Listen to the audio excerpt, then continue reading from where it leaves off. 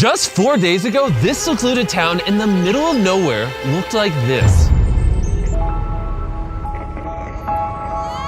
And because this town is located in the middle of the jungle in Guatemala, an area that experiences extreme tropical storms in the summer, many of these small houses cannot withstand these brutal conditions, forcing the residents to constantly rebuild their homes in order to protect their families.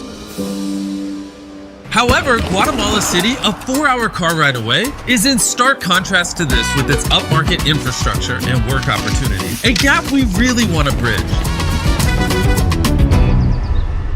Once we found out about this community in Guatemala, we contacted Techo, an organization we worked with 2 years ago by rebuilding 10 houses in an impoverished community in Costa Rica, to see how we could help save this remote town from being destroyed.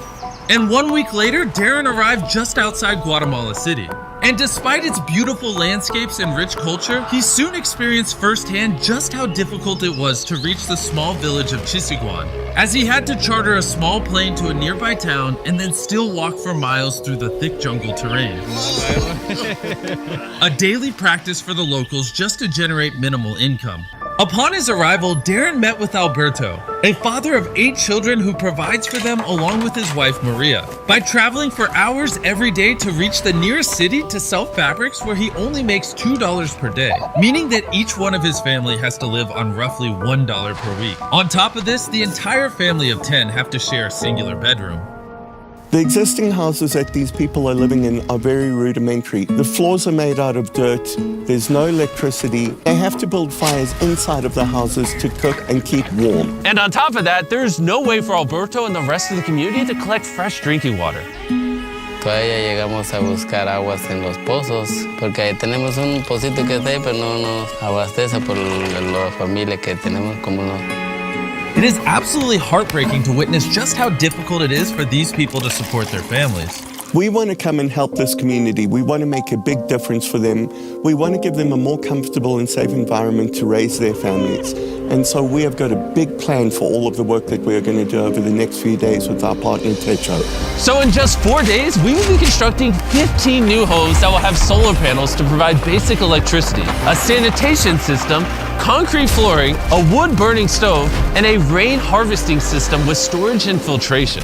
In Techo, there are almost 1.5 million volunteers who have passed through the organization. These kinds of activities can change their lives by allowing them to connect with their traditional roots and support these small communities. They help by bridging the gap between those less fortunate than themselves.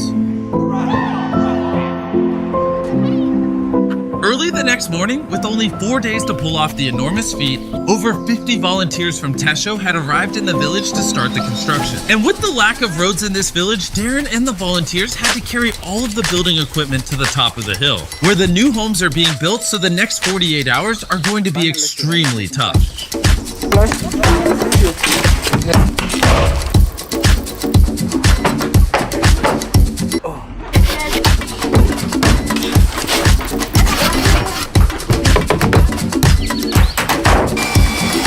With 2 days down, they were able to finish the structures of the houses. However, with only 48 hours remaining, they still had to install all of the irrigation pipes and plumbing for the water collection system.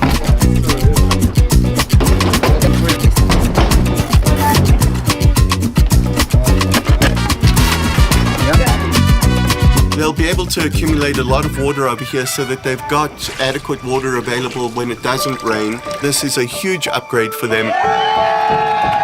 I've never doubted Darren's abilities before, but this one was touch and go. I can't believe it. But they finished just in time before the sun rose to surprise Alberto and all the other families with their new homes, and the children couldn't contain their excitement. Let's cut the ribbon.